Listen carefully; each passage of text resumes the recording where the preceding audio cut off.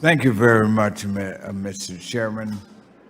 I am really so very proud of my bill, H.R. 4067, the Financial Inclusion Banking Act, because this is a bill that I authored to shine a light out of the darkness on our unbanked and underbanked people and consumers in our country. Let me just share with you some of the startling statistics as to why this is important.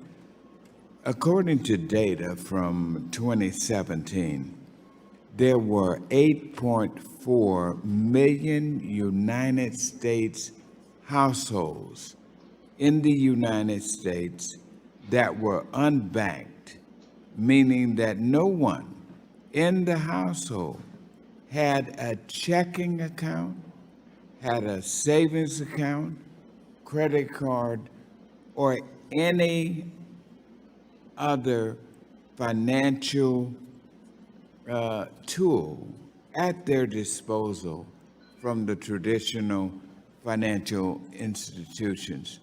This is remarkable. Note I said 8.4 million households. And some of those households have as many as 4 or 5, 6 people living in them. Elderly people, grandmothers. And then, in addition, approximately 24.2 U.S. households were underbanked in 2017, meaning that consumers in those households were relying, at least in part, on alternative financial products and services outside of the protections of our banking system, which means they were out there waiting on the predatory lenders and the bad actors and loan sharks. This is alarming. It's startling.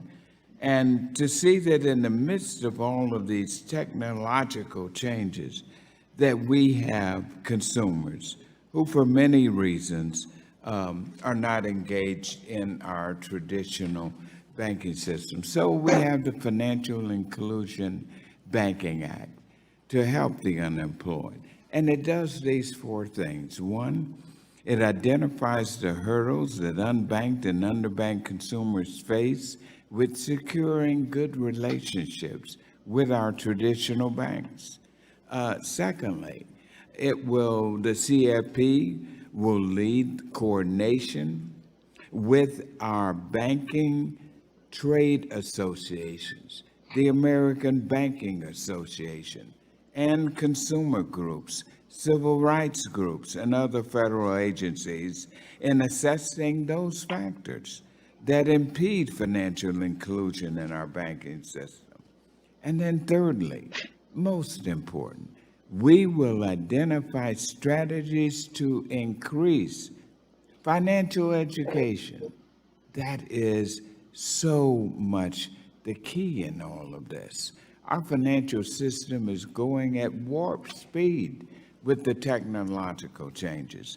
And fourth, we must submit a report to Congress every 2 years highlighting legislative and regulatory recommendations to promote participation of those at the lower income, our unbanked, our underbanked, our underserved.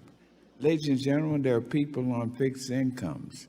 The cost of living continues to go up every year, but they are on fixed incomes. They never change. So we have a very serious problem. And so I want to thank our chair lady, Ms. Waters, for bringing the bill today. And I also want to thank my Republican colleague, Mr. Duffy, for his leadership on this. And the Republicans who agreed to a number of changes, because it's very important that this be a bipartisan bill, because one, we want it to pass. We want it to go to work, and we want it to go to work immediately. Get over to the Senate, passed and signed by the president so we can show the American people, yes, we got the best financial system in the world. But when you have nearly 58 million of your citizens that can't participate, that doesn't make it the best. We got to make it better. This bill would do that.